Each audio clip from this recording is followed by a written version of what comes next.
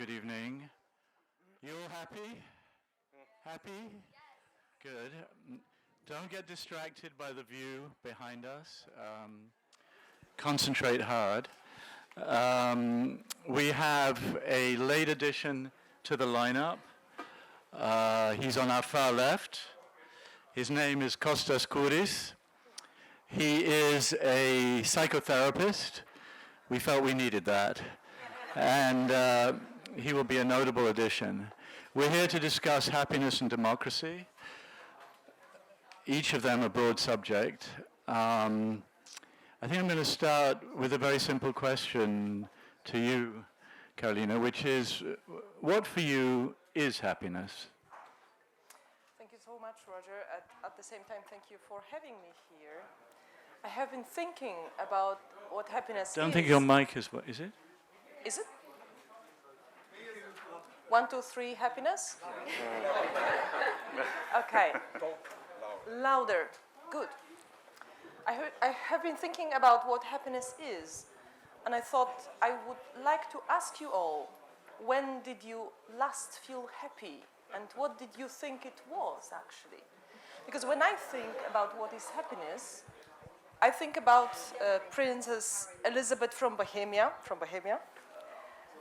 who wrote to Descartes in the 17th century that she would like him to be the person who would cure her soul of sadness.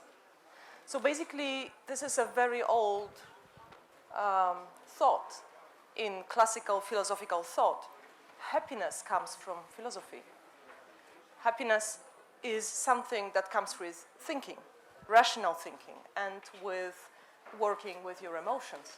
This is what happiness is. And as such, is extremely individual. So when you put us in a panel about happiness and democracy, then you might ask, okay, happiness is something very individual. Can we really think about democracy and happiness? But this is, I think, your another question. Yes, well, maybe I'll turn to Yascha on that. What role, if any, Yascha, do you think democracy has in generating or producing happiness? So first of all, it does feel hard to compete with a view here. I think I was on microphone when I was off microphone. Can you hear me? I'm on? Okay. But I was reminded of a panel I watched once, very serious, dreadfully dull conversation about public policy. And people were trying and struggling to pay attention. And it was a conference room on the 10th floor of a building in Washington, D.C. And then a window washer appeared behind the panelists. And everybody's watched this window washer like dangling off of his chair. So not quite as bad as that, but it's beautiful here. So I've been racking my brains why I've been invited to speak at a conference, at a panel on happiness and democracy, and what on earth I'm going to say about it. And at some point I realized that there's a deep reason for the fact that I felt like I had nothing to say, because the answer to your question, Roger, is I really think it's a category mistake to think that the job of democracy is to serve the happiness of its citizens, or that there is this close relationship between democracy and happiness. And I started thinking about an essay by Benjamin Constant, one of my favorite essays, The Liberty of the Ancients, compared to the moderns, which is particularly relevant here in Greece. And what Constant argued is that in ancient democracies, we talked about small polis with 10,000 or so citizens at most, who were very intimately involved in making all kinds of decisions about their countries, including whether to censor some public official, including whether to exile people who you happen to dislike, including whether to go to war. And there was beautiful things about that. The idea was that part of what a meaningful life would entail was to be in deliberation with your fellow citizens in those kinds of ways. But there's also two very big downsides of this. The first is that you are subject to the laws that your fellow citizens set for you in a way that we would find utterly unacceptable today. As Constant writes beautifully in the essay, when a musician in Sparta wanted to add an extra string to his lyre, he couldn't do so without causing offense to the ethos, to the senses. Right? Something as private as I want to change this musical instrument to produce a slightly different sound was seen as violating the democratic rules that we had together set and therefore inadmissible. And the second point that Constant makes is that what the ancients got from democracy, we cannot get from democracy, because we're too distracted by the fact that we're much more affluent, that we have all of these private pleasures to attend to, where we can hang out in Costa Navarino. There's far too many of us. So we're never going to be able to get the kind of enjoyment that Athenians got, because there's millions, even in a relatively small country like Greece, millions of citizens who make decisions together. So it doesn't feel as meaningful as when So it's you're no more likely to be happy in democratic France than you are in Putin's Russia? No, so you are, but the point of democracy today is not that democratic engagement brings you happiness. And in fact, I think it's a great danger that a lot of people who have empty lives spend all of their lives being kind of political hobbyists, trying to get their happiness by watching Fox News or MSNBC and wishing ill things of a political adversary. But what democracy can do is to put in place the conditions for people to pursue happiness. The pursuit of happiness, of course, is in the Declaration of Independence in the United States. As private citizens. Life, liberty, and the pursuit of happiness. Right, it has to. I think it's the first time the word appeared in such a document. It is, but the point is not that the US government should make people happy. It's that it preserves the peace, it's that it makes sure that there's no tyrant that tells you how to live, it's that it gives you the freedom to pursue happiness. It doesn't say life, liberty, and happiness. It says life, liberty, and the pursuit. And the pursuit part is more important than the happiness part. So, Kostas, tell us about, I mean, what are we doing here? Let me put it very big. What are we doing here? I don't mean here in this setting. What are we doing here? And I mean, that's a simple, easy question. So just tell us, please. Thank you for having me here, Richard, Roger. I'll begin to, first of all, this is not my cup of tea. I'm a psychotherapist, so I used to work one-to-one. Yeah. So this is a new forum. So, but if you're interested, I would like to, have a one-to-one discussion after, talk about happiness. Not sure about that. I will come back to your question, but I'd like to make a comment about, again, what are we doing here about the view. Yeah. The Athenians in Punika had the same problem. The older Punika, the audience was not looking towards the rock. If you know how Punika is right now, you have the rhetor who was giving the speeches, and everybody is looking towards the rocks. In the beginning, everybody was looking the other way, and the rhetorist was down below. So people like us, like you guys, were looking at their fields, looking at agora, so they were very distracted. So then the Athenians solved the problem by turning it around. So now everybody's looking at the boring rock and the rhetor who was there. So that's how they solved the problem.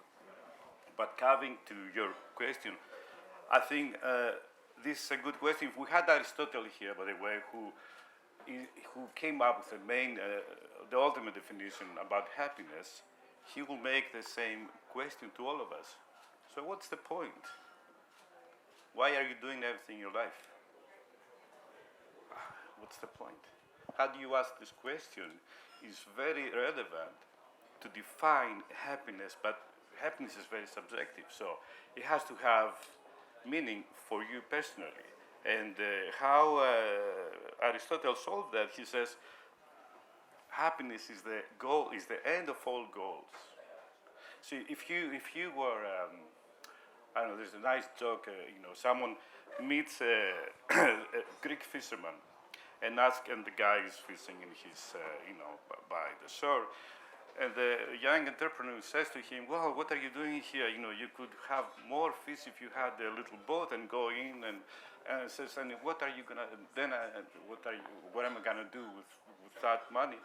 Yeah, but then you can buy a house and, you can buy 2 boats. And he says, what am I going to be doing after that? And then the guy says, well, then you can relax and enjoy life. And he says, what do you think I'm doing right now? This is what I'm doing. I'm relaxing. So Aristotle says that to us. You can say to me that, okay, I found meaning in my life because I found something that I really, really enjoy doing it.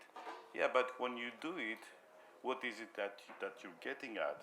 And this thing, if you tell me that, well, at the end, this is it, I found it, well, that's happiness, because at that minute, I cannot ask you, well, what are you going to do next when you tell me that you're... But I mean, for Aristotle, what were the elements of happiness? What did you need in the structure of your life to be on the road to happiness? I mean, he spoke of things like virtue, right? And Yes, virtue. I mean, he had a very specific road pursuing happiness, and he will tell me, you need friends in your life. He was not against pleasure. He said it's good to have the things that make you, that give you joy. Of course, you have to survive first, so you need the economic. And then they said virtue is very, very specific, because that will lead you to happiness. And happiness now is such an overused term, and people forget that happiness doesn't have to do all the time with joy. Sometimes you have to sacrifice in order to be happy. And thank you. So Karolina, let's take three words that have come up. Well, one of them hasn't actually, but I'm going to add it. Let's take happiness, pleasure, and contentment.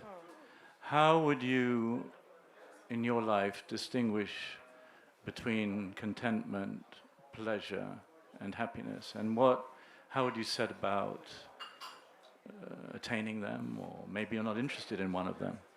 This is a great question. And by the way, about being joyful, I thought immediately about Epicurus, right? who lies on his dying bed. He's actually dying. He's dying of kidney stone disease. This is a horrible disease and very painful. And he says, when I think about all I have been thinking about in my life philosophically, it makes me very joyful. So he basically says, it's not that I'm not in pain. I am in pain. I do feel the pain, and yet I feel happy. So it's extremely important. And your question actually does touch on that, because what the philosophers tell us actually is that happiness is connected with ethics. There is no happiness without the ethics. And hence, Aristotle is convinced that happiness is on the same wheel, so to say, Right. with virtue, with good life, and with philosophy. So if you are on this wheel, then you are happy. And what is also extremely important, what starts actually with Aristotle, but is then continued by the Stoics, then by the Christian philosophers, up to Spinoza actually, is that there are two kinds of feelings. Happiness is feeling, right? So there are two kinds of feelings. One kind of feeling is the passive feelings, when you basically only let the feelings come to you. This is the Greek pathos. What comes to you, you feel it.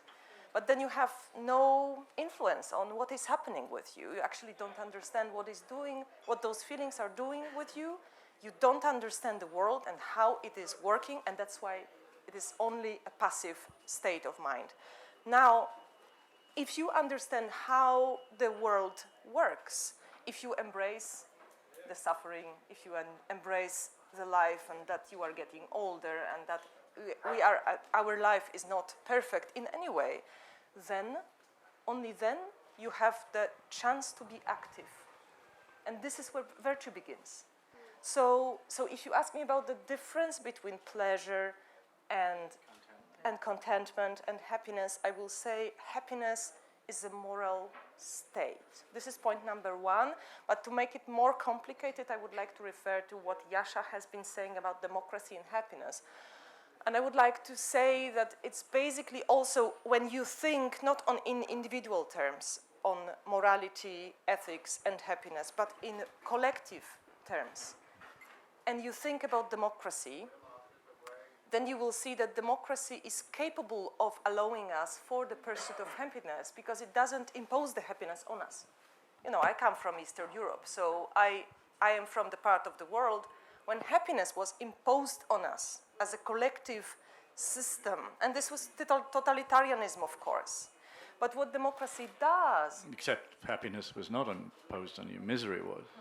Eventually, yes, but perhaps every time when we try to impose happiness on everybody, 1940, 84 happens, right? The Orwellian. The road to utopia is the road to hell. So, yeah. so it's extremely important to grasp that, and I think that the history of democracy, basically the history of modern European and Western democracy, is also something about eliminating suffering. So we can also think in very minimalistic terms. We don't have to think about happiness as euphoria. We can also think that the Western democracies have eliminated capital punishment, have eliminated public punishing of people. And now we are actually, when we work on the LGBTQ rights, we actually work on less suffering. What we offer is less suffering. So this is perhaps the minimalistic happiness of democracy, which I really like. Thank you. Yascha, let me bring you in again. You're lurking here. I'm lurking. Yeah. Camus says, and I've always rather liked this, I confess, he says, one must imagine Sisyphus happy. He has a job, and it is his own. His job, of course, is to roll a rock up a hill to the top, and then down it comes again, and then up he goes again. And Camus says, one must imagine Sisyphus happy. How do you respond to that? Well, there is a sort of element in what Karolina was saying and this Camus quote that takes us back to the Stoics, right? For whom it was really, really important to say, even under the most extreme circumstances, you should be able to be happy. Even the philosopher on the rack, the philosopher that's being tortured on the rack, should be capable of happiness because all the things that matter to the philosopher are within the own mind. And I always feel very torn about that because on the one hand, when you read Epictetus' dialogues, for example, there's these beautiful metaphors that I think are actually sort of self-help avant la lettre in a meaningful way. He talks about a dog being dragged along by a chariot, and that's a metaphor for our own lives. And he said, you can be dragged along or you can run along happily. So choose to run along rather than be dragged along. And there's something that speaks to me in that. But the problem, of course, is that in order for us to be capable of being indifferent to our external surroundings, we have to learn to be indifferent also to different people, right? And this is something that Stoics take seriously. We should learn to make everything an indifferent. Material desires, the desire to be, in front of a beautiful backdrop like this, our attachment to people, our care about political causes, all of that ultimately is dangerous because it attaches us to things and we're not, none of that is under our control. So we need to let that go. And that to me is an appealing vision, but also a pretty scary one because it is quietist. And I think part of human life is to say, no, there are some things and some people I care sufficiently about, some causes I care sufficiently about, but to some extent my happiness or my lack of suffering is going to be intertwined with those things. And so learn to be indifferent to things that don't truly matter, but take the conscious decision, the conscious risk of making your happiness depend on Ukraine winning its war against Vladimir Putin, on people who are suffering from terrible political regimes which do make it hard or impossible to be happy, being able to live in freedom. Those are things that I do make my happiness somewhat dependent, not fully dependent on, but somewhat contributes dependent to your on. happiness. And that's a conscious choice, but I think it's the right one. I don't know whether it contributes to happiness or not, but I think that's the right way to live. We shouldn't be indifferent to everything in the way that Camus suggests or in the way that the Stoics suggest. I was thinking about my own happiness as I was thinking about this panel, and it struck me that one of the moments when I'd been happy quite recently was an unlikely one in that it was during the pandemic. And New York during the pandemic at times was quite horrific. The triage tents, and you'd lie in bed and hear the choppers going overhead, ferrying people to hospitals, and you'd go on the street and you might meet a rat or two, but you might not meet a human being. But what the pandemic brought about for me, and I don't want to talk about myself much, but it meant that I was still, which for me is a very unusual state. I lead an agitated life in general and have for a long time. Lots of airports, lots of planes, lots of new datelines, lots of thrilling encounters and extraordinary things that I've witnessed. But so there I was in this moment of stillness. I had a very regular, I mean, I was at home and I was working on a novel actually. So I would write for 5 or 6 hours and then I would, around 4 or 5, I would go out for an hour. So I'm interested in, on the face of it, you know, my surroundings were depressing, but I felt a certain happiness in the rhythm of my life. So perhaps I'm doing completely the wrong thing. I shouldn't be here at all. I should be somewhere up a mountain trying to finish that novel. But anyway, what do you think about all that, Costas? Happiness and stillness. I think it's also relates to the metaphor also with Sisyphus and Albert Camus, when he recognizes the absurdity. Because this is absurd, right? You have to take that rock and you go down. And you probably at that time, you recognize also that thing, that it's absurd. You know, here we are all confined and there's so much going on. And still, I'm here and I'm witnessing all this. And that, because all this happens right in the present, it gives you that beautiful feeling that I am alive, but I have to accept that absurdity. That's how Camus solved this. Otherwise, it's a problem. You know, what do you do? Every day, you know, you have to take the stone. But when you recognize... Accepting the absurdity of life. Yes. And that, I mean, that's how I can understand that beautiful moment you recognize. Now, Aristotle... How much do you charge for a session, by the way? If I may add something for Aristotle thought that... I was trying to understand the purpose of his happiness weekend, but now I understand it's all an advertisement for Costas. Aristotle will tell us that unless everybody is happy, you cannot really be happy. That's the virtue. So there, I think that's a good connection with democracy, because virtue to me is a way of making choices. Right? It's at the end you have to make a choice. You have to make the right choice for you or the right choice for the society, and you are informed by yourself and by the values that you have. So democracy is probably... So are you and Karolina saying that the philanderer, you know, the cad, cannot be happy? I mean, Casanova cannot be happy? It's impossible to be a philanderer and be happy? Is that what you're saying?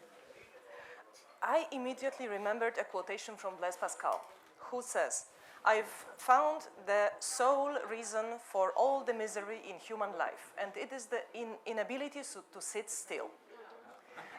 So this is a bit answer to your question, but I actually think that reflecting on pandemic and COVID and sickness as such, and also getting older actually, and happiness is extremely fruitful. And what about philanderers? Can they be happy? It depends on, you know, on the thinking, right, basically, and on how the given person, in this respect, reflects on his or her emotions. You know, I think the pandemic is extremely important, and sickness is extremely important. I have been asking myself those questions when I was diagnosed with a permanent condition. I have endometriosis, and the only thing that actually helped me was thinking about Montaigne and how in his essays he describes his sickness, by the way, the same sickness that Epicurus had, so Really? the kidney stone disease. Yeah, And he says, painful. the only thing I can do is to think that I am grateful for what I have already received. Now I could say, well, but he was really a major man by that time, and I was much younger when diagnosed. But actually, when you think that Montaigne was 52 when he was dying, well, a pretty young man as for today. So I think happiness in this respect is about thinking with gratefulness about what we have received so far. But I wanted to add something else, you know, Roger, because I think we're talking happiness. I think that we are under pressure here a little bit to feel happy, but I would like to revert that. What about sadness? What When I think about happiness and sadness and democracy, then I think Is about... sadness the same as melancholy? No, doesn't have to be. Melancholy is... It's close. Okay, Close. Yeah. let's discuss it one-to-one later. Yeah. What I wanted You can to... throw in depression if It's you a like. different degree of sadness, melancholy. It's a lighter degree of. It's not a deep sadness that you experience some kind of suffering, but melancholy is very close to. The sadness I'm referring to is a moral sadness. So I don't know how many of you have been to Siena and have been the Lorenzetti's fresco of good government and bad government. So let's start from the bad government allegory, where when you see the tyrant, he is so sad. He's so sad. And what's the result of sadness? The sadness causes dictatorship and emptiness of public space. Vladimir Putin. Vladimir Putin, surely, who, as the experts say, was bitterly beaten in his childhood, but also Mr. Kaczynski, who has actually built the whole building of the political system in Poland on his grief after his late brother. But let us just look for a second on the fresco of the good government, and we will see streets full of people who are active. They're building houses, they're selling goods, they're happy, I would say. And there is a beautiful circle of people who are dancing. And this is the clue, I think, of Republic and Democratic Republic, we would say today. In the past, people would say those are women, and the women are dancing. But as for women, they are surprisingly bold. And they look strange as for women, although they do have dresses. And now it is said that those are judges. They are dancing the laws. So there you see, you have Republic which is based on the law, we would say, on the Constitution, and it makes people really feel happiness. So I think Karolina and I agree on an important thing, which is that we shouldn't be using politics to impose happiness on people, right? The attempt of communism and of many other totalitarian regimes to make people happy in a collective way actually is likely to lead instead to tyranny and suffering. And that's a really important insight. I think where we might disagree is how much to stuff into the concept of happiness, right? And this is always a debate in philosophical topics. Do you want a thin concept that's relatively straightforward, or a thick concept which sort of entails a lot? But I worry Are you that... saying one can just be happy for no reason? I think there are lots of people who have morally empty lives who are happy. I think there are some evil people Do you who think are do you think to be happy it helps to be stupid? Well, there is the wonderful scene in Annie Hall by Woody Allen, where he's just broken up with Annie Hall and he's deeply depressed, and he sees these two, this young beautiful couple coming down the street, and he asks him, you seem to have it all figured out. You look really happy. What's your secret? And he, I think, says, well, I have no opinion and no thoughts about the world. And she says, and I'm exactly the same. So I think people like that exist, and Woody Allen was right about that. So I do think that we should sort of, be careful about moralizing the concept of happiness too much. There are good people who are unhappy, there are bad people who are happy, and whatever other is there a false happiness? Well, The I bad think, people are. Or is there such a thing as a false happiness? Well, you can go to someone like John Stuart Mill, who in utilitarianism says there's higher pleasures and lower pleasures. Perhaps there's a kind of lower pleasure way of being happy. Social scientists distinguish between two relatively straightforward concepts which I think are useful. The first is they call happiness, you might quibble with what you want to label it, it's in the moment satisfaction, right? So it's ringing people up and asking them, how happy are you right this moment on a scale of 1 to 10? And then people give you an answer and you can measure that, right? And another question that social scientists ask is life satisfaction, which is, all things considered, how well do you think your life is going? Something along those lines, right? And those tend to give very different answers. In fact, who of you has children? A few. Well, most people with children, I guess, didn't come here, but perhaps that tells us something too. They have happiness and have to seek it in Costa Navarino. Did you ask who has children? Yes. Oh, there we are. But a few more. Okay. but there's a really interesting finding here, which is, if you ask people when are you happiest, they say, well, when I'm around my kids. And then when you actually ring people up and say, what are you doing right now? And are you happy? it turns out that people really are not happy when they're around their kids. In fact, they're happier at the office than they are when they're around their kids. But if you ask about life satisfaction, if you ask about how well on the whole do you think your life is going, then older adults who have children feel more life satisfaction than older adults who don't have children. Yeah, Kostas, you wanted to say something? Yes, Yeah. I'd just like to contribute a little bit to the discussion about happiness and suffering that Karolina brought. And I think we cannot really be happy unless we accept suffering, that part. Otherwise, I agree with what you were saying, because then you depend on the quick fix. Because you can have pleasure, you can even be happy in the moment, but if you are after that feeling, now you are attached to this, now you become dependent on that. We call it the dopamine fix, right? The brain likes that. So now you're after it. Now you're not free. You're addicted. So Feels pretty good, though. Just for absolutely, a second. for a fleeting moment. But you can feel even better when you accept, like Camus did, with absurdity there, the suffering part. We cannot get out of that. Like, I lived in a lot of years, many years in the United States, and I agree there. I think that culture is imposing fun so much, especially into young people. Let's have fun, let's go out, let's be happy. Yeah. And there's now a trend, there's a positive psychology trend. So it creates so much pressure. The minute you're not, you are lonely. If you're young, you're dealing with some I kind mean, of in that existential- context, actually, I mean, this morning when I came for breakfast, and there was a sign on my, I had to pick up this sign at the end. It says, "Life is short, enjoy your coffee," and then it said, on mine, it said, "Look around and see how many people you think look like celebrities, and who would you say looks like which celebrity."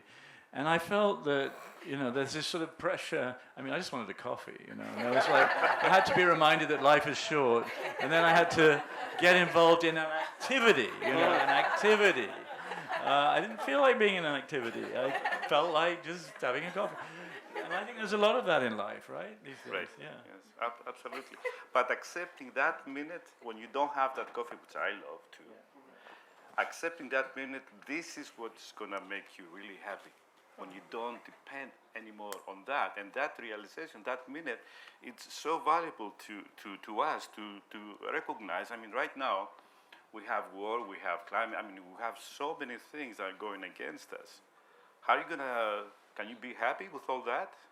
Now, recognizing this, accepting it, and then going to your own personal meaning, your coffee or whatever gives you meaning. By the way, meaning and joy are very close together. It's the same token, just Meaning different. and? Joy. Right. So whatever gives you meaning, gives you joy, and vice versa. So, but accepting that, yes, we have to go through this, and suffering is part of life. Yeah, meaning and joy. I mean, I often think in France that there's this strange false antinomy, a bit like you have work on one side, which is negative, which is suffering almost, which is why you have to have the retirement at 62 or 60, because then you can begin enjoying your life. Right. And then not having work, being idle, which is somehow I think it's the opposite. I mean, I derive a lot of satisfaction if I get a piece of work done that I feel is worthwhile. But the French seem to have a different view. I don't know. So you want to actually before we you want to add something? Yeah. Just to echo a little bit Costas, and also to answer to Yascha. So an echo, I think Calypso was trying to make us aware of this today by reinterpreting the box of Pandora. And she says, whenever I look on YouTube or on Instagram, I think that this is like the Pandora box. And I think this is extremely important that we grasp that instead of the society of risk that was described by Ulrich Beck, we have today the society of dopamine. And finding happiness in the society of dopamine is another challenge. This is point number one. Point number two, as for maximalistic expectations and happiness and democracy, well, but those are two levels on which we are here, and it's important that we name them. One is individual, and on the individual level, I would be maximalistic in expectations, in challenging us. One is collective, and here I would be minimalistic. It's one of those moments in politics, like forgiveness in politics, happiness and politics, empathy and politics, when we have to be maximalistic in expectations, but then minimalistic in what we do. It's also something about Athens Democracy Forum. It's very maximalistic in idea of what we are going to pursue here, and then minimalistic step by step, and we are building an institution. So look, there is this thing called the happiness index that it examines or tries to determine in which society you'd be happiest and in which society you'd be most miserable. It's a global survey. So the happiest countries in 2021, according to this survey, and I wrote this down, were, possibly still are, Finland, 1, Denmark, Switzerland, Iceland, Netherlands, Norway. So all countries in the Northern Hemisphere, all countries that are pretty prosperous, quite small countries. I don't think any of them has a population of over 20 million. And all democracies, right? Yeah.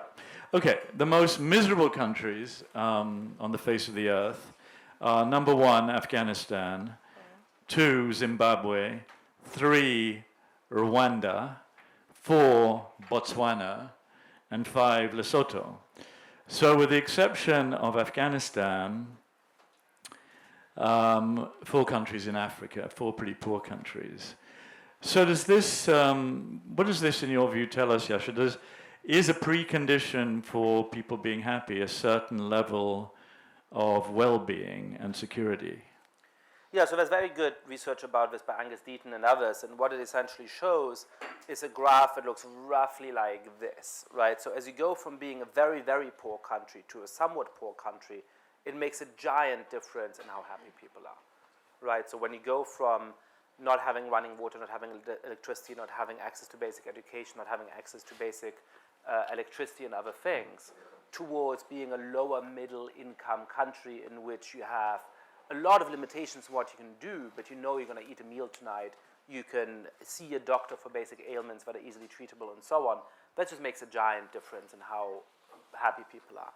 And after that, there continues to be a difference as countries become richer, but it starts to be more and more and more gradual. And in fact, at some point you have to use a log scale to see the difference between, let's say, Greece and the United, a country on average of the level of Greece economically, and a country on average of the level of the United States economically. That difference still persists, but they look much closer together. And so I think what this shows us is, again, the ability of politics and economics to make people miserable, right? When you don't have food, when you have a dictator, as in many of those countries that you mentioned, that makes you, that threatens to put you in jail if you express your opinion.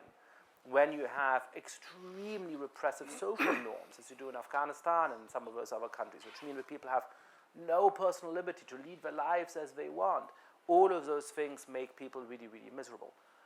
Once you remove those things, once people have a basic economic level and some basic freedoms, continued economic growth and certain kinds of political institutions might have some positive correlation with happiness, but it becomes much harder to make people happy in that way. That's why I think certainly there's a connection between politics and happiness, but there's some attempts to use these kind of indices as a way of steering public policy, and I think that's going to be really hard, because once you get to the level of Greece or the United States, figuring out exactly which policy is going to make people happy on average and whether or not that's meaningful depending on the kind of metric that you've constructed, I become a little bit skeptical there. But I do think that those findings you read out, the contrast between how easy it is to be happy in a place like Zimbabwe or Afghanistan and how easy it is to be happy in a place like Switzerland or Norway, I think that is a very, very real contrast that we should be aware of. By the way, is anybody here from any of those countries that I read out? Nobody. I was hoping to find out. Where are you from? Okay, are you happy?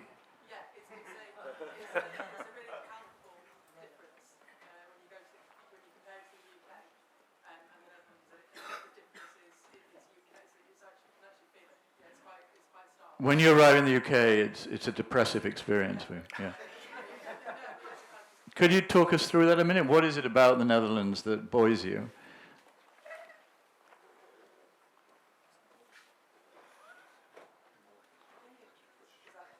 No, just turn it on.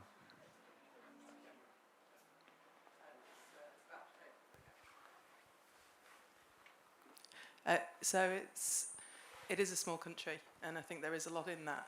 Systems, when they get too big, they start to deteriorate at an individual level, I think.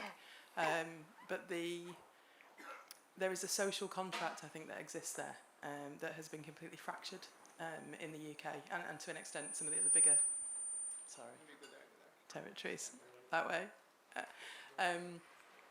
Whereas in the Netherlands, it's very there is just that social contract, and you feel it. And even though it's a higher taxation system, all my friends laugh at me because they were like, you move to a higher tax, thing, and I'm like, but I get services that I consider worth what I pay for. So there's there's so much more than that, but it's a very obvious difference. And I think it always makes me laugh, because I think if Germany wasn't between Netherlands and Denmark, they are more kind of like Scandinavian. It's not surprising that they're on that list, the kind of more Scandinavian Nordic countries.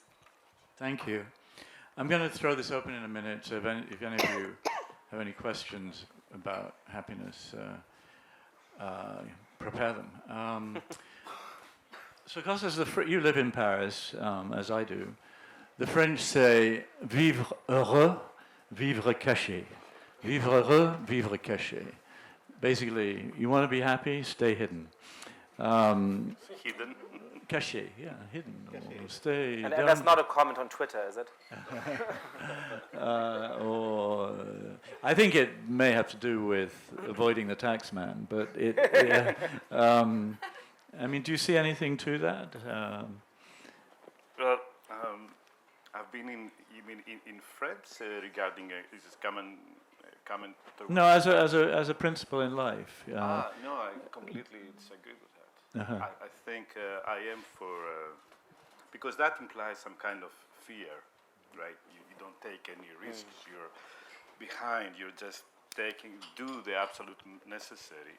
That in my mind, that you can live life through fear, and that creates more anxiety. And leads to other things, and definitely not happiness. Or you can take risks in your life. Risks, but meaningful risks. And on that you have to recognize, because when I work with young people, they come on, I have a gut feeling, and I have to do, and the gut feeling turns out to be just fear. If you take the fear out, then... But don't you think fear is rampant in our societies, that we've invented in social media this infernal mechanism for propagating fear at an unbelievable speed? Absolutely. And people live more and more in fear, and people live more and more infantilized, maybe. Yes. I mean, I don't know if you agree, but... No, I agree that our culture manufactures now this kind of conditions, this kind of fears. And the more we prescribe to this, the more our life is not going to be happy, because fear, again, it is a defense mechanism. Its purpose is to keep you alive, big but, from a real threat. So if you're telling that you are afraid that, oh my God, I only got 10 likes in this thing, and I'm afraid that blah, blah, my friends, and now you have this anxiety, well, are you going to die? You have to answer that question, and then you recognize that your fear is manufactured. There is no threat. And I think also because with phones, smartphones, it is possible with your children, for example, to be in touch the whole time. Right. I mean, when I was talking to Steve about this the other day. When I was 17, I took off in a VW Combi with two friends, and we drove to Kabul from London. I mean, we drove, across Turkey, we crossed Iran, which you can't do now. We crossed Afghanistan. We got there just in time for the coup, which deposed the king in 1973, and I had my 18th birthday in the Hindu Kush, and I think I spoke to my parents once. And I don't remember any questioning from any of our parents as to whether or not we should do this, you know.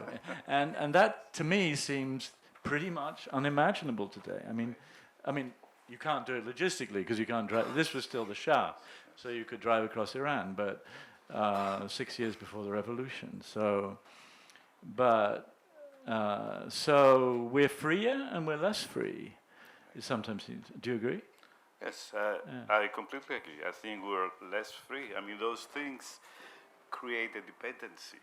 I mean, I'd like to take yours out right now and see the anxiety rising. Because it doesn't matter for a lot of reasons, but imagine, I don't know, 30 years ago, we didn't have those things. So there is less anxiety. So it's true that, I'm not against technology, by the way, I like technology, but we have to create some kind of limits. And there I'm gonna, again, borrow it from ancient philosophy, ancient Greeks. Well, they consider hubris, right, to aim to fly too close to the sun, right, to be close to the gods. That was hubris. So these things, they think, or a lot of people think that, oh my God, we're perfect now. We're going to create this thing, and I think what it does, another thing that creates a lot of anxiety based on fear. So well, Liz was telling me yesterday, right? Weren't you telling me about this video that's gone viral of a baby who's like 9 months old and who has a phone and is like, you know, smiling, and then somebody takes it away and throws a complete fit and then give it back. I mean, almost, a pretty frightening experiment. I think I'd throw this maybe open at this point. Artemis, yeah. Does anyone have a mic?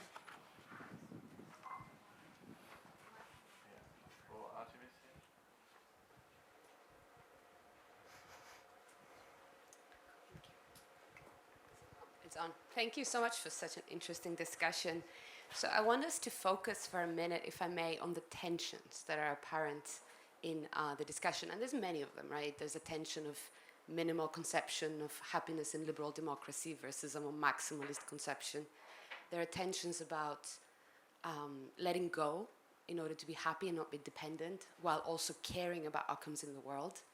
There's a tension here about the Nordic countries perhaps being happiest because they get to be homogeneous, right? And how do we deal with a moral imperative to also be open? But my question is really about a fourth tension, which is, as Aristotle himself talked about, the choice between living a life of contemplation and a life of civic action. Now, for Aristotle, the life of contemplation was incredibly important, but the highest level of happiness was that found in being engaged in civic action.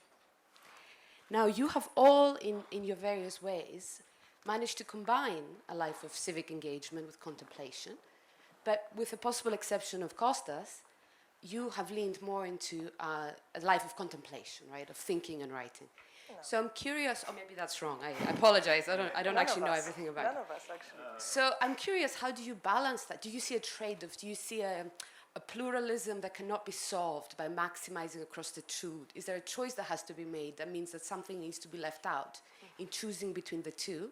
How you have sort of processed that in your own life? I speak because I often think about this a lot, and I imagine others in the audience might encounter a similar dilemma. And ultimately, what does adjudicating that choice between thinking and acting, being civilly engaged and being thoughtful, mean for happiness? Can I add a little bit on this? Look, we've been talking a lot about happiness, and because happiness is so relative, we've concentrated on this. And as Artemis said, there was a lot of tensions that came through in our definitions and the way that we look at it. But you notice we talked very little about the relation to democracy and happiness, because this is the basic issue we're supposed to discuss today. Now, when it came to democracy, immediately we were looking at material goods. right? It was the people building houses, and they were very happy. That made them happy. People up in Holland, in Finland and in Holland, where they have democracy and they're content, and that's the happiest thing. And we try to tie it in. Of course, if you put a Greek up in Finland to live for 6 months, I think he'd go crazy. So again, it's relative. But when it comes down to democracy, what was the essence of ancient democracy? It was, first of all, the balance between the mind and the body, and number two, the balance between personal achievement and civic responsibilities. I think Yascha was talking about what Artemis said. Now, the notion of civic responsibility does not come into our modern society except in very strange ways, or very strange terms, like philanthropy and things like this. There are very few people who are really committed and are happy because they deal with their public responsibilities. I cannot take Bill Gates because he has a foundation of 50 billion and funds certain things as being civic responsibility. This is not the meaning of civic responsibility, not in the sense that it was done in ancient Greece, not at all. So I would like to get back to this. Well, I think we actually did talk about it a fair amount, but Yascha and Karolina both talked about it. But I think, I'll say something just briefly. I think as a journalist, we like to think anyway that we combine a life of contemplation, because you cannot write a piece of any that's any good if you're not capable of thinking and thinking lucidly, with engagement, because whether you're in Ukraine today or when I was covering the fall of Pinochet or the war in Lebanon or in Bosnia, every now and again we like to think we make a small difference and hold power to account. So that, I think, is a form of civic engagement. And I don't agree with you. I think there are an awful lot of people engaged civically, if you like, across the world. In fact, I think among young people, it's there was a time when everyone wanted to go into finance, but I think there is a sort of idealistic wave, as far as I can judge it. Certainly my daughter, who's 25, my son, who's 28, they're very engaged with issues of the survival of the planet and sustainable development, and they want jobs that are somehow linked to that. Now, maybe that's not representative, I don't know. Anyway, we've got to stop in 2 minutes, sorry. One word, if I may. We're not talking about individuals. We're talking about the culture of a society.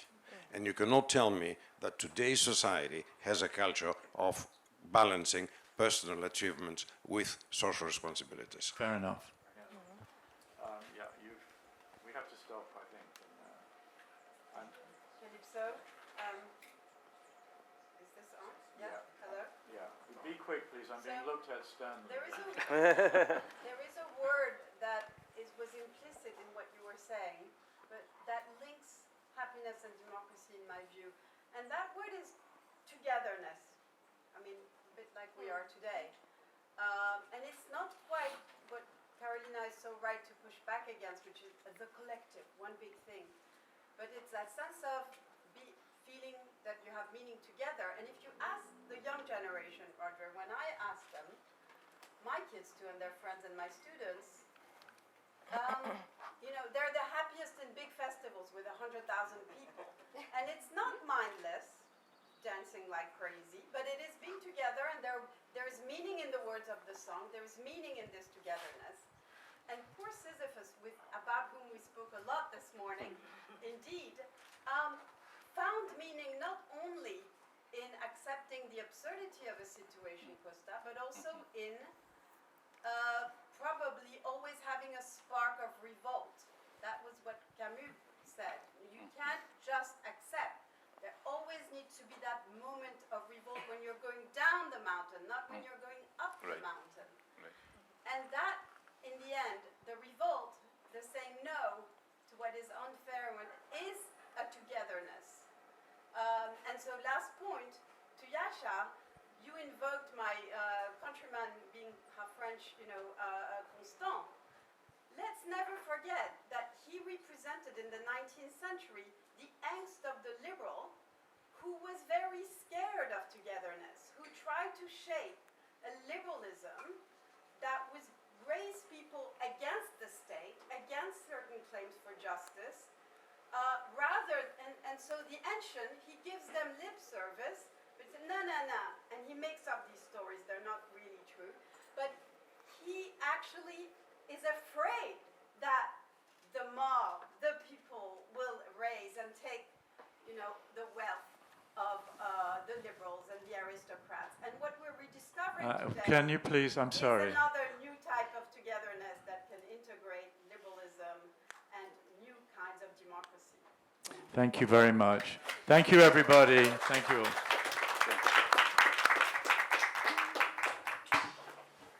All right. Are you happy? Okay, thank you, Roger, Yascha, Karolina, and Costas. We're going to change pace a little bit because I can see everybody wants to talk. So we're going to speak amongst us on this issue of happiness. We have somebody that will facilitate that. But before that, I just want to explain why are we doing this? At the end of 4 days of Athens Democracy Forum, talking about all these issues that we talked about, and we come to Costa Navarino, the lovely Costa Navarino, and Marina and I have struggled over the last 3 times in particular, because every year we're supposed to do something different, like art and democracy, books and democracy, and so forth. The last 3 years it was spirituality and democracy, happiness and democracy. I think, happiness is the be-all and end-all for every human being on earth, I would say. Okay, and the be-all and end-all for all societies. It could be, it should be. And yet, if we ask our politicians, most politicians and business executives,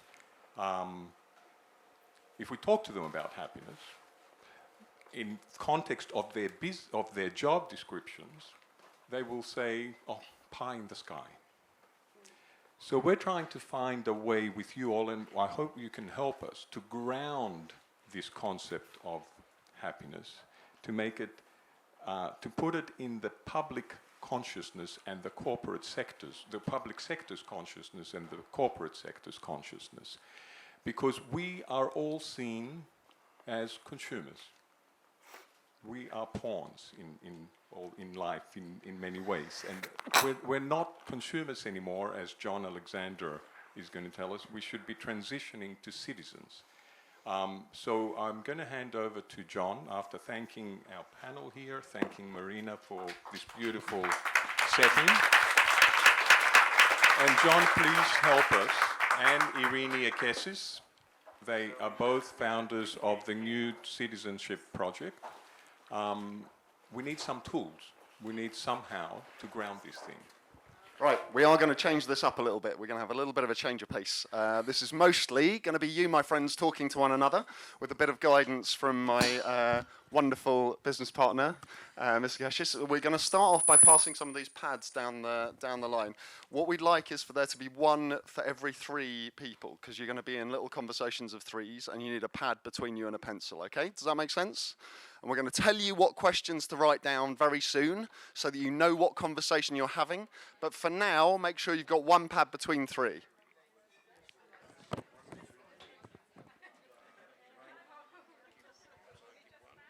Okay, so while those pads are coming around, I'm just going to give you a bit of just inspire you a little bit for the conversation by telling you what we're going to be talking about and why. And the way I want to introduce it, I'm sure we can pass the pads and pencils and listen in, can't we? Can we pass the pads and pencils and listen in? There we go. Apparently we can't. Okay, we'll be fine. So I want to just introduce into the room and the conversation a little inspiration from my friend Yasmani Arboleda, who is the artist in residence at the New York City Civic Engagement Commission. And Yasmani, the first time I met him, told me that, "Can I please have some attention, my friends? Thank you very much." Yasmani said to me, democracy should be like honey, sticky and sweet and something we all want and taste beautiful. Huh? How nice is that? And Yas was behind an amazing project called the People's Bus. Now, during the first wave of the COVID pandemic, COVID hit New York pretty hard, but what they found was that the mutual aid groups sprung up all over the city, particularly in the poorest neighborhoods. And so the People's Bus project was about, what they did was they reclaimed an old incarceration bus, they refitted it as a party bus, and they drove it around to all of the places in New York City where mutual aid had been the strongest, and they held street parties. And the People's Bus was accompanied by the ice cream truck of rights. That is amazing, right? And what this did was it made engaging with democracy like honey. It made it joyful, it made it passionate, it made it something people wanted to be part of. It made being equipped for the conversation something really great. And that's sort of what we want to kind of get the spirit of today. So whether you choose to engage in this conversation in the spirit of Sisyphus deciding to be happy despite the absurd, and you believe that what we're about to do basically is we're going to involve you in a project we're working on to try and define exactly what Yascha said wouldn't work, which is a way of measuring and informing public policy in the direction of civic engagement, in the direction of a deeper conception of happiness. So we're going to involve you in that conversation. So like I say, whether you decide to engage in that in the spirit of Sisyphus deciding to be happy while absurd, or whether you engage in that because you buy Karolina's image of the government of Siena and that being the joyful thing, I don't really mind. But just engage in it for a little while, because I think you might find you meet one another in a different way anyway. So that's what we're going to do. The underlying idea is happiness is something that's to do with agency, not just something material. It's to do with the idea that we're by nature citizens who can and want to shape the world, not just consumers. And the way we're going to do it, I'm going to hand over to my lovely colleague. Is by telling each other some stories. Stories are the way that we connect with each other. They are the fuel by which we make relationships, form relationships, sustain relationships. And so we're going to ask you all to tell each other a story. Before we do that, if everyone's got, or every one in three people in each row need to have a pad and a pen, and I'm going to just read some stuff out and I need you to write it down. So don't answer the question. If anyone needs a spare, give us a wave. We should have excess. That's okay. Don't worry. Don't worry yet. We're going to get there. Don't worry. Well, I think we're fine. Don't worry. So I'm just gonna read out 3 questions. I want you to write down the questions. I don't want you to answer the questions now. I want you to write down the questions. If we had a flip chart or a screen, we'd have them here. But you've got this beautiful view instead, so I'm going to read them to you. So, question 1. Tell us about a time when you've made a contribution to something bigger than yourself. Everyone got that? Tell us about a time when you made a contribution to something bigger than yourself. So, just write the question. Don't answer the question, just write the question.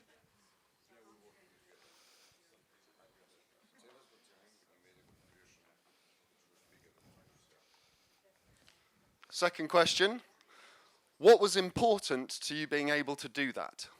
Question 2, what was important to you being able to do that?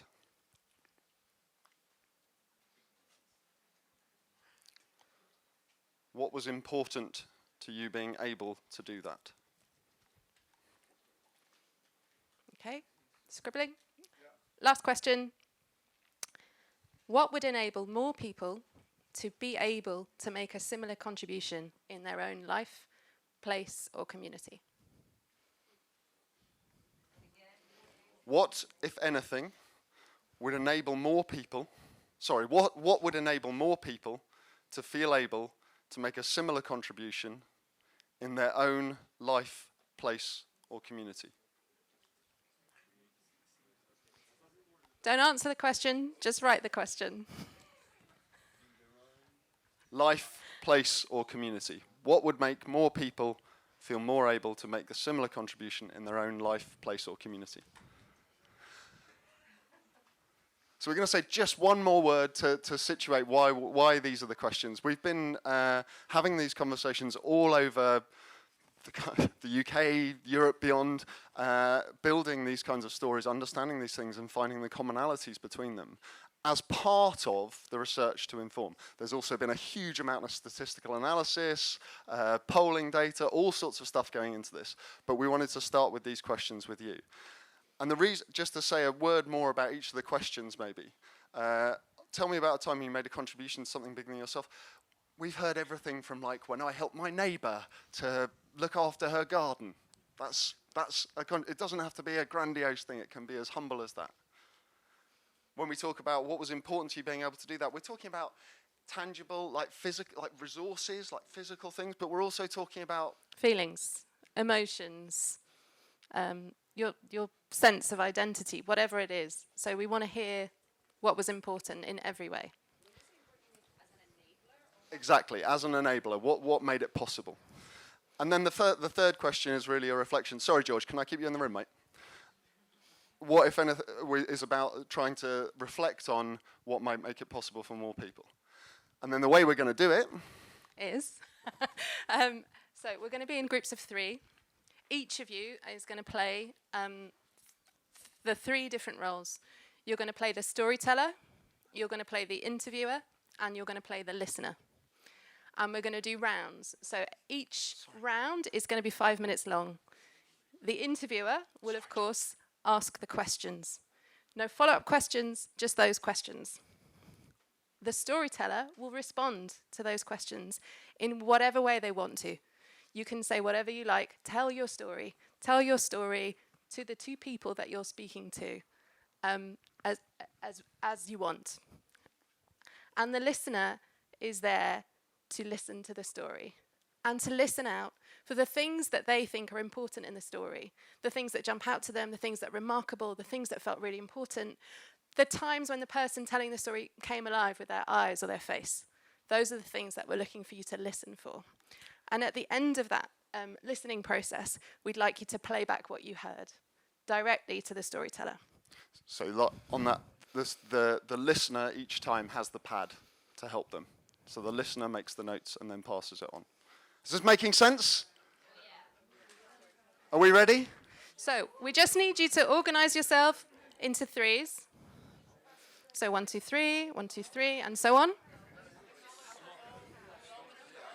Yep. So if I just get your attention for 1 more minute, and then we'll get going. 1 more minute, guys. 1 more second, just so we make sure everyone's clear. So you're gonna. I'm gonna let you know when you've. Hello. 1 more minute, so we make sure everyone's clear, please. I'll let you know when you've had 5 minutes. So and then you'll have to change. So every person will do the storytelling, the listening, and the interviewing. We're going to spend about 15 minutes on this exercise together. Any other clarifying questions before we start? 5 minutes starts. First 5 minutes. If you're in a 4, then just have 2 listeners. Okay?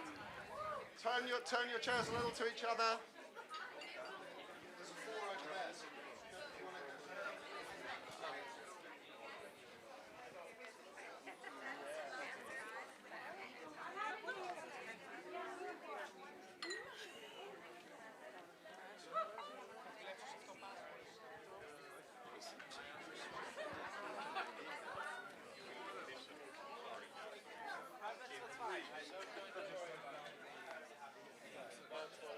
to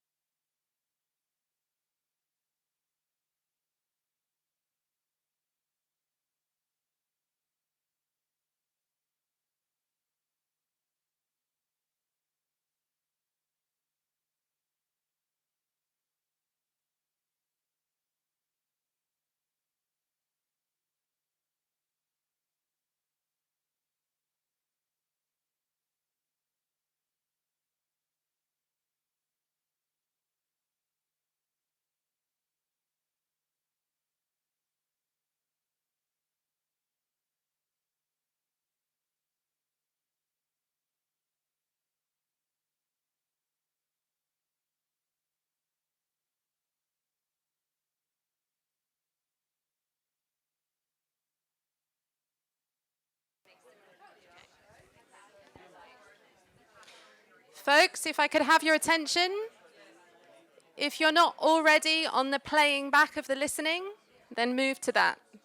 Okay? If you're done, move on to the next story.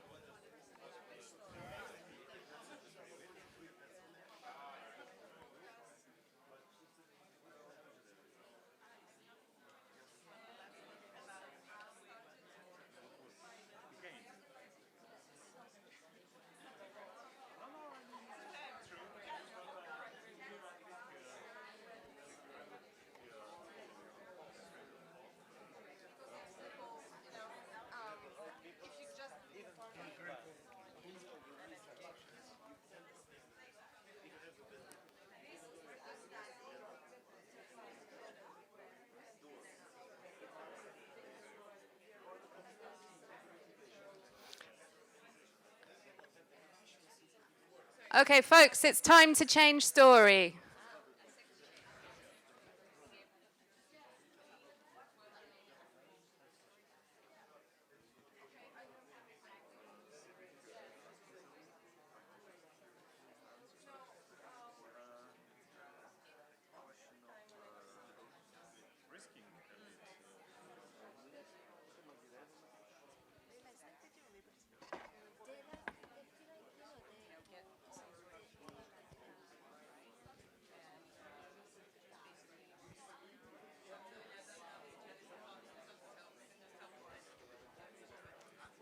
Have you changed story?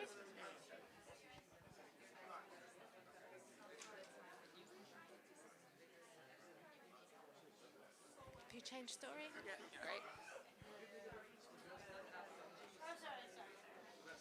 You changed story? Are you on 2 or 1? Go quick.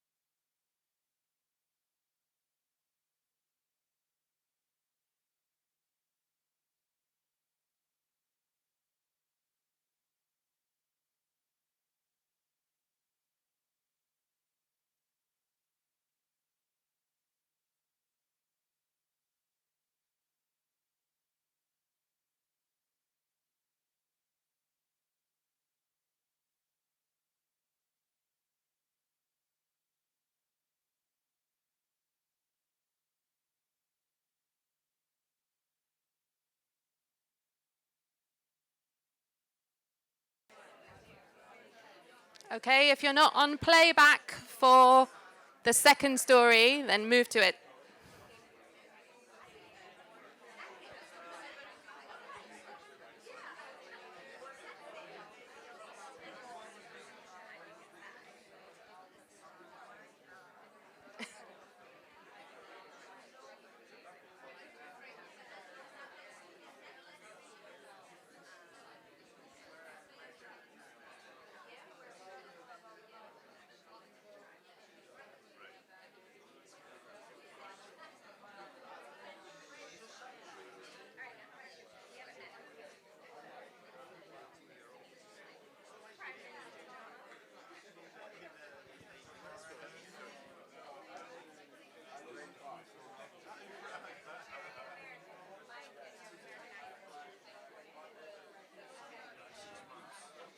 Okay, folks, move on to the last story.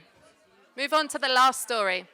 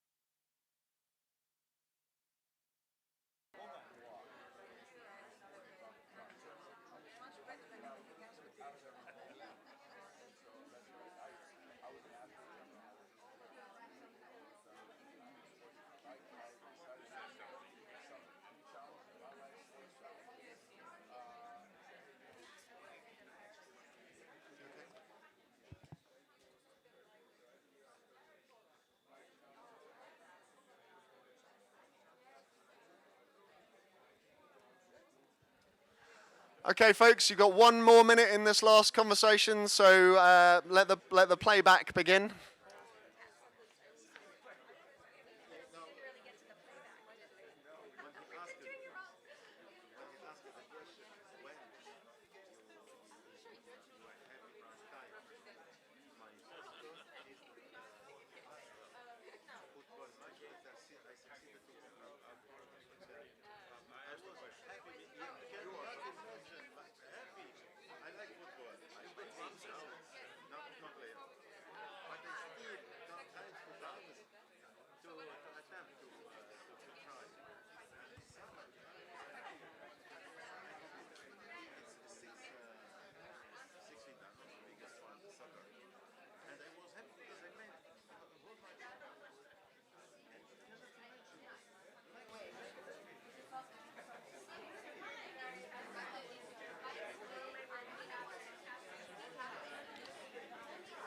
Okay, my friends, just going to give you the next instruction, if I may. I'm afraid I'm going to call you to a halt there. You may use a couple more minutes, but just listen in for a moment. We're just going to give you 3 or 4 minutes, 3 or 4 minutes more in your group to just talk and reflect on the commonalities that you heard between the stories. And when we ask for commonalities, what we're asking for is those enabling conditions. What was similar about the enabling conditions? What do you think the themes are? Because this is what we're really looking for. What are the things that enable people, that need to be in place for more people to be more able to contribute to things that are bigger than themselves? So we're just going to give you a few more minutes to be back in your conversation, primarily talking about the commonalities or finishing up if you haven't yet.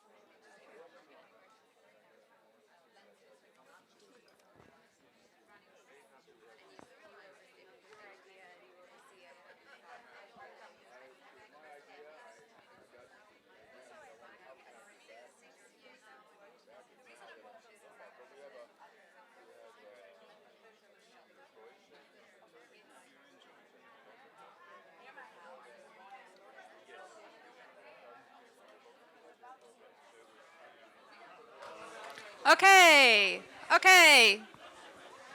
Everybody, if I could have your attention. Thank you. If you've gone towards the back to have a seat, that's great, but if you could come back, that would be really super helpful. So the next thing that we're just going to do is, first of all, have a little chat about how was that? How was it to share stories? Fun? It was hard, did you say? Fun. Fun. Beautiful. Anybody over here? How was it to just have some space? Do you want to say, Elena? Sorry, folks. Can we just let ourselves hear one another? We've been in beautiful conversation and we've shut you up, and I apologise, but we want to be able to hear one another. So, Elena. No, I mean it's just one word, but I was just going to say I thought it was really inspiring to hear what motivated people and how they felt when they contributed. Thank you very much. I think the lady said it was inspiring to hear from one another about the things that were important to them. Is that right? Yeah? Anybody else? How was that? Thank you. Yeah. Useful. Good. Right. Now what we're going to do is just invite anybody that would like to. So you don't feel any pressure. You don't have to. But if you'd like to share the common themes from the stories that came up, fantastic, thank you. We would love to hear some of the common themes. And then what we'll do is share back with you some of the things that we've been hearing from the other conversations that we've been having or in lots of different places on this topic. But first of all, let's hear from you. All right, well, I'm going to stand since I can't see most of you. So the things that came out, it was interesting actually because we shared from 3 different perspectives. One was a very personal story, one was about a kind of side project, and one was coming from a work perspective, but there was a lot of overlap in what we were talking about. So the main themes that had come through were about the first thing was always the people, the network, the supportive environment. No one was doing anything alone. Yeah. There was financial stability or freedom and funding to support kind of what was possible. There was a sense of personal agency and confidence in some circumstances that played a big role. Having positive feedback from others that this was something that was really useful or helpful or moving or was contributing to a sense of collective healing as well. Did I miss anything? I think those were the main. Yeah, those are the main points. Fantastic, thank you. Thank you very much. We may as well leave something for someone else to say as well. Over here. There was a big arrow pointing this way. Well, you know, we had a very interesting discussion. Of course, it was very difficult to follow having the first free elections in Tunisia as a story. In terms of to follow on that, but it was very interesting. What we found as commonality was that, you know, you have to have a sense of purpose that goes beyond your personal interest, that drives you, inspires you to achieve a lot more than just your personal happiness.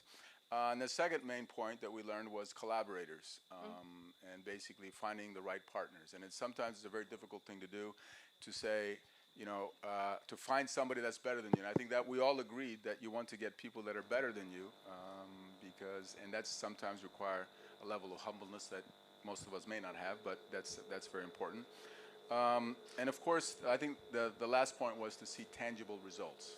Because if it's too long term and you're not able to see the results, then you might get demotivated. So the importance is to seeing those results and, you know, and seeing that the difference that you're able to make. Wonderful, yeah. We've heard that a lot. We're going to hear one more. So and I think there was a very anxious hand. Okay. 3 very, very different stories, actually, and really interesting. One at a community level, one at a global level, one was a pond. But I think what the commonalities were one, compassion. It started with actually a great deal of compassion. There was some sort of understanding that what we were talking about, either other people needed our helps, or in some cases an ecosystem, or that we were all in it together, whatever it was. So that was one. Compassion was really, really big. But then competence, something that enabled the situation to become what it was introducing the kind of competence required to figure out what the situation was and solve the problem. And then the third one was resources? Oh, commitment. Yes, so also commitment. I mean, to actually see it through, in some cases, at risk of personal safety.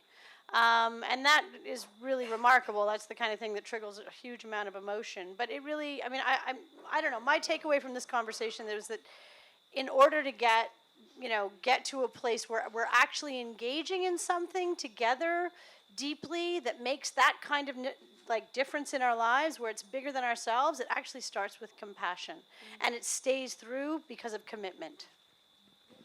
It's a really lovely point to end. Thank you.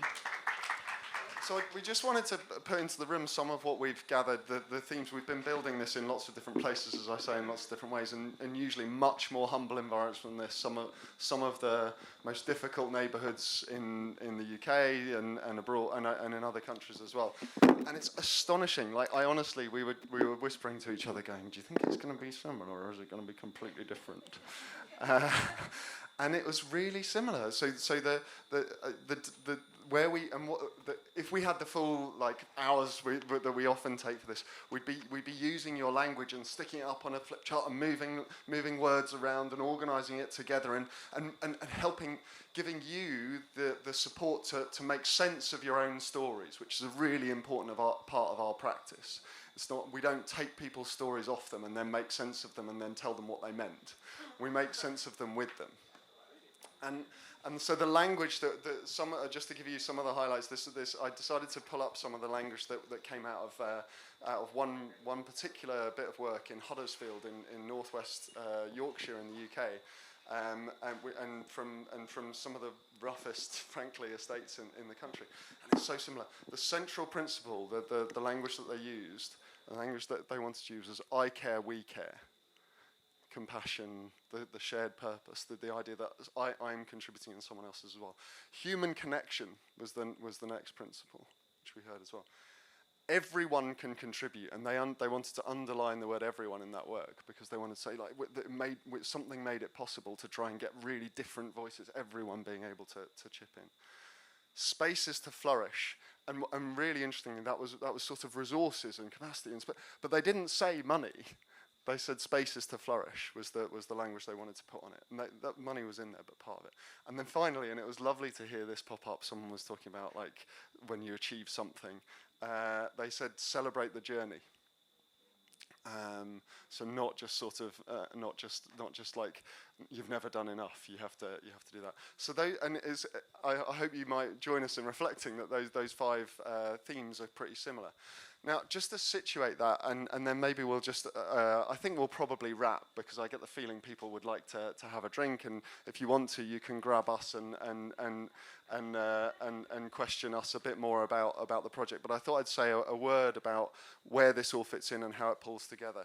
The idea really is that, the underlying idea of the diagnosis is that we have, slightly contrary to what we heard earlier, we actually have measures that are directing public policy that actively go against happiness in many ways.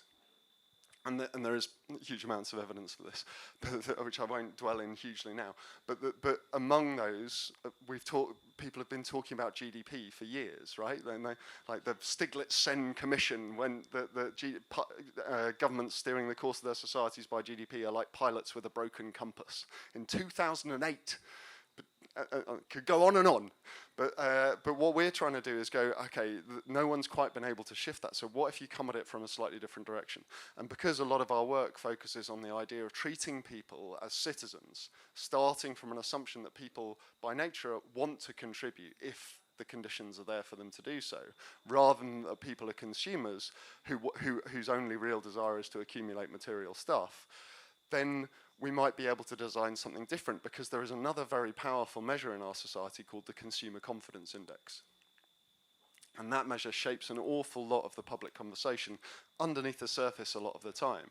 So we're trying to play with that and go, what would a citizen confidence index look like?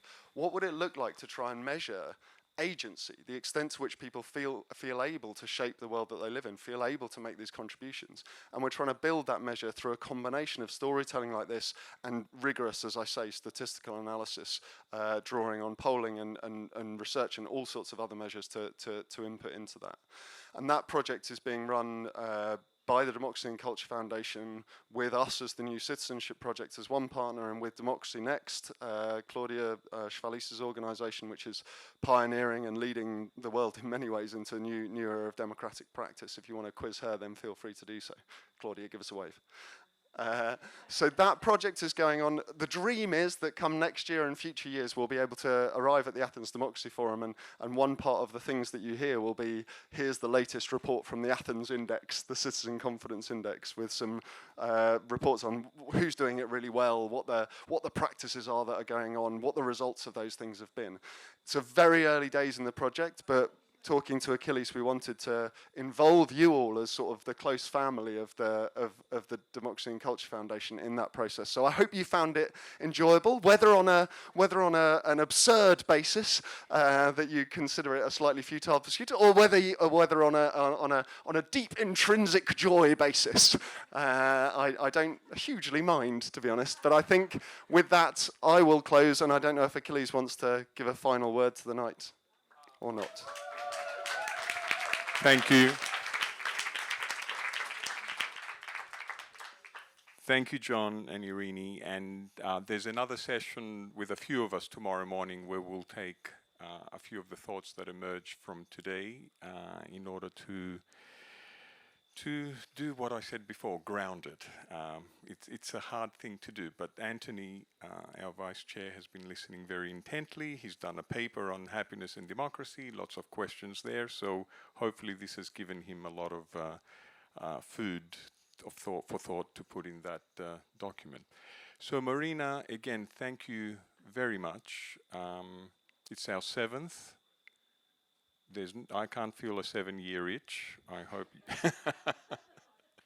And I'm saying that because, I really want to acknowledge Themis, the holding company of Costa, Navarino, and many other hospitality projects, because really Achilles, the other Achilles Konstantakopoulos is the owner of Themis, was the person that gave the first seed money to this democracy. Well, he gave it to Athens Democracy Forum.